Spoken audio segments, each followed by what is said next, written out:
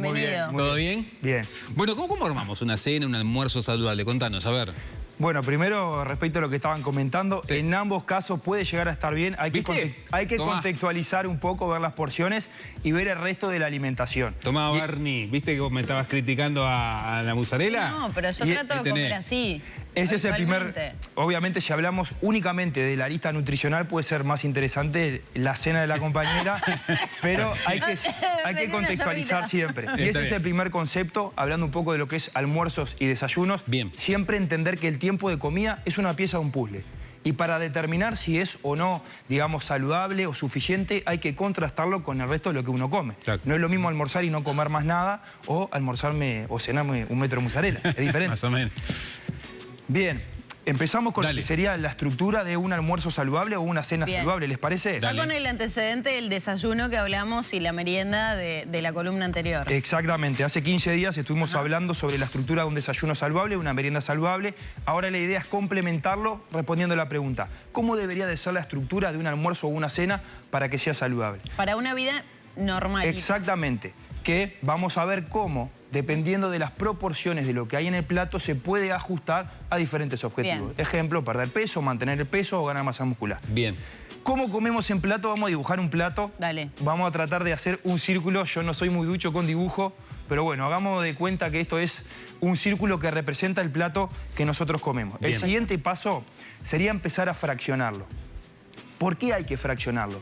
Porque lo que vamos a hacer ahora responde a las leyes de la alimentación y la nutrición. La nutrición tiene 4 leyes: cantidad, calidad, ecuación y armonía.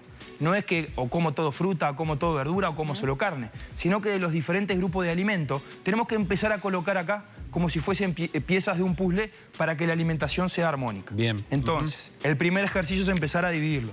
Primero lo dividimos a la mitad, vamos a hacerlo así, y luego de nuevo acá. Esto quiere decir que está dividido en 3 partes. Y ahora viene la siguiente pregunta: ¿qué habría de colocar en cada sección del plato? Acá, en la parte superior, vamos a cambiar de color, estarían los vegetales.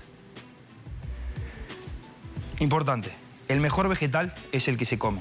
Porque después empezamos, ¿y cuál es el mejor? Y aquel tiene tal vitamina, y aquel Claro. no lo puedo comer, y Que yo la que papa tengo... sí, que el tomate no, Por eso, que... Sí. ¿la papa se considera un vegetal? La papa, dependiendo desde dónde, digamos, se analice cuál es la definición, si es botánica, si es nutricional, lo vamos a considerar en este caso como un tubérculo y va a estar en otra porción Bien. del plato. Vegetales, importante, concepto, el mejor vegetal es el que se come.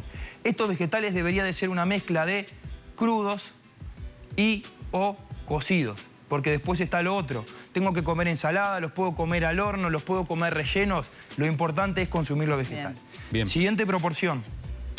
Esta sería cereales, tubérculos o leguminosas. Dígame si se ve bien porque está medio torcido. Ah, está bien, Sí, sí. está ¿Se bien. entiende bien? Medio en diagonal. Cereales. No estamos hablando de los cereales azucarados de desayuno. Estamos hablando de pasta, estamos hablando de arroz, estamos hablando de trigo y derivados, pseudocereales como puede ser, por ejemplo, la quinoa, que hoy en día se está consumiendo mucho más. Tubérculos que hay acá, por ejemplo, papa y boniato. Legumbres, poroto, garbanzos, lentejas y todo lo que es la familia de las leguminosas. Esta porción del plato lo que va a aportarnos principalmente es energía. Ahora, población uruguaya.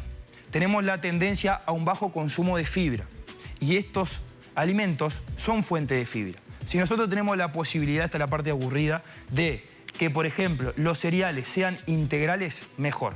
Porque son formas que nosotros tenemos de ir agregando fibra a la alimentación, que entre otras cosas que buscamos cuando comemos es la saciedad y nos va a ayudar. Luego, tenemos la tercera porción que tiene que ver con las proteínas. Pueden ser de origen vegetal o animal. Cualquiera de las dos, hoy en día la ciencia ha mostrado cómo la alimentación vegetariana es compatible con la salud, no tiene por qué ser carne animal. Y acá hay que hacer una distinción. Al grupo de las proteínas se le llama como a un macronutriente. Es decir, lo dejamos para otra instancia, pero macronutrientes son carbohidratos, proteínas y grasas. Esto quiere decir que este es el único grupo que se le tiende a llamar de esta forma, pero pensamos en proteínas y pensamos únicamente en la carne. pero hay otros grupos de alimentos que también nos proveen proteínas. Huevos, por ejemplo, el huevo, por ejemplo, las legumbres también nos aportan proteínas, aunque estén acá. Lo que pasa que no solo aportan proteínas, sino que también aportan carbohidratos. Si yo saco toda mi proteína, por ejemplo, a expensa de las legumbres, puede ser que yo me esté pasando del total de carbohidratos. Claro. Entonces, acá, proteínas animales, tenemos carnes rojas, carnes blancas, tenemos pescado. Vegetales, tenemos, por ejemplo, soja, proteína granulada de arveja, de los derivados de la soja, como el tofu, puede ser tempe. Esto va a depender un poco más de filosofía de vida. Y si hablamos de salud, estaría bueno intercalar entre proteínas vegetales y animales. Bien, acá nos estaría faltando algo que sería el añadido de alguna fuente de grasa. Aceite, por ejemplo. Bien, acá hay un temita. Por la disponibilidad de alimentos que tenemos nosotros, por el lugar donde estamos, por la cultura alimentaria, no tenemos un alto consumo de grasas que sean más saludables. Ejemplo, esa famosa dieta mediterránea que le ponen aceite de oliva, que frutos secos, que palta, eso a nivel calidad es más saludable que, por ejemplo, la fuente de grasa que nosotros utilizamos, como puede ser aceite de girasol o aceite de soja. Ahora, no se trata de hacerlo perfecto, se trata de hacerlo. Uno puede empezar con la fuente de grasa que tenga en casa y progresivamente empezar a intercalar con otras de diferentes calidad. Acá podemos encontrar, por ejemplo, aceites, frutos secos, palta y alimentos que, digamos, por ejemplo, las proteínas que son grasas, como puede ser pescados grasos. Sin ser los frutos secos, hacer hizo un plato perfecto. Porque puse hasta palta. Está excelente, excelente. Y esto, digamos, amerita hablarlo porque hoy en día se está viendo cómo la calidad de la grasa es muy importante, por ejemplo, para regular el colesterol, que antes se asociaba únicamente o a bajar de peso o a controlar los carbohidratos. Hoy se sabe que es muy importante la calidad de la grasa que comemos para poder regular esto. Bien. Bien. Bueno, entonces, un ejemplo de plato. ¿Qué podría ser? Por ejemplo, para los que comen carne. Bien, yo quisiera hacer una invitación a la gente en su casa que trate de hacerse la pregunta para llevarlo a la practicidad y a la viabilidad de ejecutarlo, que tiene que ver con, dentro de los vegetales, ¿qué me gusta? ¿Qué tengo en casa? ¿Qué le gusta a mi familia? Y ahí empezar una lista. Bueno, me gusta el tomate, la lechuga, el repollo, la berenjena, por decir algo. Capaz que la berenjena no, pero le gusta. Siguiente, dentro de estos, ¿cuáles me gusta y cuáles tengo en casa? Y también cuáles puedo acceder o cuáles tengo en el barrio. A hacer una lista. Y lo mismo con todos los grupos de alimentos. Y luego preguntarme, bueno, con todo lo que tengo disponible, me gusta y puedo acceder, ¿qué plato puedo armarme? Y ahí nos damos cuenta que podemos hacer un chop suey de vegetales que puede tener pollo, que podemos hacer un guiso de verduras, que podemos hacer una lasaña. Es decir, una cosa es esto, que es el plato puzzle, y otra cosa es llevar esto a una preparación, donde se integra todo, como por ejemplo una lasaña. Capaz que la lasaña es de verduras, esta parte ya no la tenés y la tenés en el relleno. Claro. Y acá es un poco la creatividad, digamos. Rodrigo, ¿y esto aplica al almuerzo y a la cena? Porque pensaban en lo que mencionabas la otra vez, ¿no? Vinculado a cuando llegamos a casa y ya hacemos menos actividad física, y después ya nos vamos a dormir. ¿Sería conveniente repetir plato del mediodía y noche? Bien. O que sea un poquito menos cargado, tal vez el de la cena. Importante entender que la proporción que ocupa cada fracción del plato va a depender en cierta medida del contexto y del gasto energético. Por ejemplo, si una persona hace ejercicio, hace deporte, es probable que esta sección la tenga que agrandar un poco y se vea sacrificado por lo menos un poquito los vegetales. ¿Por qué? Porque este grupo de alimentos lo que más nos va a aportar es energía. Y la energía la precisamos porque la gastamos y tenemos que reponer. Lo más importante en alimentación, digamos, con respecto a esa pregunta, es lo que comemos al total del día. ¿Por qué? Porque yo puedo decir ahora hay que hacer una cena liviana, pero yo ya tuve un almuerzo liviana. ¿Cuándo voy a comer la energía que preciso? Porque está esa tendencia de decir, ah, no, como me voy a dormir, gasto menos energía. Eso no es así. Incluso durante el sueño se ha demostrado que el gasto energético puede ser superior al reposo como estar sentado.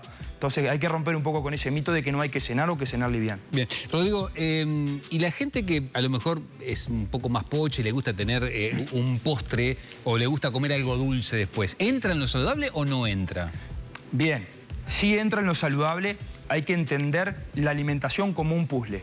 La pregunta sería, ¿cómo puedo hacer yo para que ese postre dulce sea una de las piezas del puzzle? Ahí va. Y uno puede mirar para su alimentación y decir, bueno, mira, tengo lácteos, tengo frutas, tengo almidones por acá, por ejemplo, los cereales. Y puedo decir, bueno, me hago una crema de avena con una banana, me hago un yogur con fruta, una gelatina con frutos secos y yogur o lo que sea.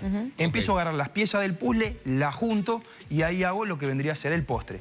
Idealmente con alimentos naturales mínimamente procesados. Porque no es lo mismo que yo agarre alimentos de la alimentación saludable a que me compre un postre azucarado con un montón de cosas. O sea, si como postre, ¿debería bajar un poco las proporciones de la cena? ¿O no? Sí y no, porque depende. Si vos querés agregar un postre y ya te gastaste todas las piezas del puzzle, vas a tener que sacrificar esto. Ejemplo, me como un churrasco con ensalada y me como un postre que saco de acá la energía. Ahora, si yo ya me comí todo a lo largo... Perdón, por ejemplo, no merendé, porque estuve trabajando, me tuve que saltear una comida que ya estaba planificada y que la hago normalmente, a mí todavía me sobra comida. Me tomo el yogur con granola en la noche. Exactamente. ¿Y no importa que sea lácteo en la noche, frutos secos? No pasa nada. Los únicos casos que hay que tener ciertas consideraciones son en patologías gástricas, como por ejemplo reflujo, gastritis, que si yo como y me voy a acostar y siento que me sube la comida, ahí hay que espaciar un poco el tema de... ¿Y la dormida o acostarse enseguida de cenar puede tener un inconveniente? Esto es bastante subjetivo, que depende de la persona. Hay gente que dice, yo como me acuesto y no me pasa nada. Y hay gente que dice, yo preciso quedarme 2 horas porque si no siento que me sube la comida. Claro. Investigando un poco más, me ha pasado que cuando empezamos a escarbar, ceno medio temprano para que no me pase esto, pero son las 12 de la noche y me encuentro comiendo el pan con dulce de leche. Te comes una musarela como Alfredo, mirá. Eso es lo que hay que tener en cuenta. Las horas también que pasan desde que comemos hasta que nos acostamos. Bien, Rodrigo, un placer tenerte, como siempre. Muchas gracias. Muchas gracias.